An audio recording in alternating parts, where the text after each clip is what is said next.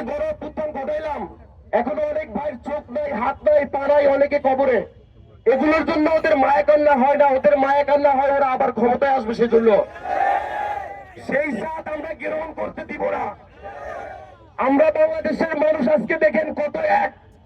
চট্টগ্রামে যে খুন করা হলো, আমরা সবাই রাস্তায় নেমেছি। সুতরাং দিল্লির ভাইয়েরা, দাদারা, আমরা গণ অভ্যুত্থান ঘটালাম দাদাদের দাদাগিরি করার জন্য না। ভারতের সম্পর্ক হবে চোখে চোখ রেখে। আপনি অর্ডার করবেন আর আমরা চোখ বুঝে দাদা দাদা করবো, এটা চলবে না। মনে রাখবেন, এটা নতুন বাংলাদেশ।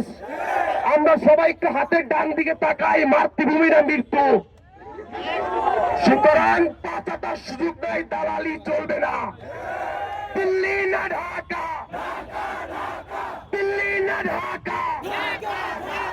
আমি ফেসবুকে ইউটিউবে ভিডিও বানাই, কিন্তু দেশের স্বার্থে যখনই যেখানে দুর্দিন আসবে আমি সেখানে আপনাদের সাথে আসবো।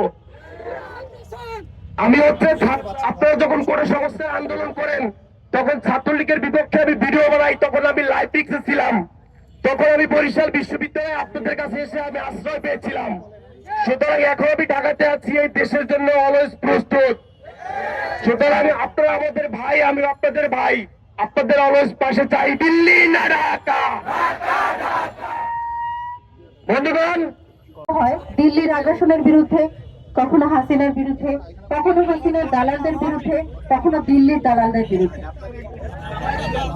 আমরা বারবার দেখেছি আমাদের সাথে, আমি জন্মের পর থেকে, যখন থেকে বোঝা শিখেছি, আমরা বারবার দেখেছি যে সরকার, আওয়ামী লীগ সরকারকে দেখেছি। অফকোর্স আওয়ামী লীগ সরকার সবসময় দিল্লির দালালি করে দিয়েছে।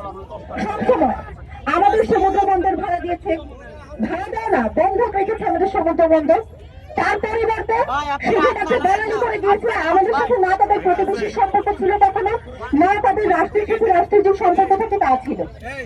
আমাদের যে সরকার ছিল, আওয়ামী লীগের সরকার তো ছিল না, আসলে বলা যায় যে দিল্লির একটা দাবার গুটি ছিল, যারা শুধুমাত্র দিল্লির যে আধিপত্য সেটা বিস্তার করার চেষ্টা করেছে পুরো দেশ জুড়ে। বাংলাদেশ নিয়ে তাদের কোনো কনসার্ন ছিল না। আপনারা দেখেছেন বছরের পর বছর সীমান্ত হত্যা হয়েছে, কখনো আমরা চোখে চোখ রেখে বিচার চাইতে পারিনি। আপনি শুধু সীমান্ত হত্যা না, ওই যে আমাদের সাথে যে অসম সম্পর্ক ছিল ভারতের, এর শহীদ হয়েছে আবরার তাহার। শুধুমাত্র বাংলাদেশ থেকে ইলিশ যায় ভারতে গান হিসাবে, উপহার হিসাবে। আমরা কিন্তু রপ্তানি করি নাই, উপহার হিসাবে ইলিশ যায়। এটা নিয়ে একটা পোস্ট দিয়েছে বাংলাদেশের যে অসম পানি বন্টন, এটা নিয়ে পোস্ট দিয়েছে শুধুমাত্র একটা ফেসবুক পোস্টের জন্য। দিল্লির ক্ষমতা বাংলাদেশে এত বেশি ছিল, একটা ফেসবুক পোস্টের জের ধরে একটা মানুষের প্রাণ নিয়ে নিয়েছে।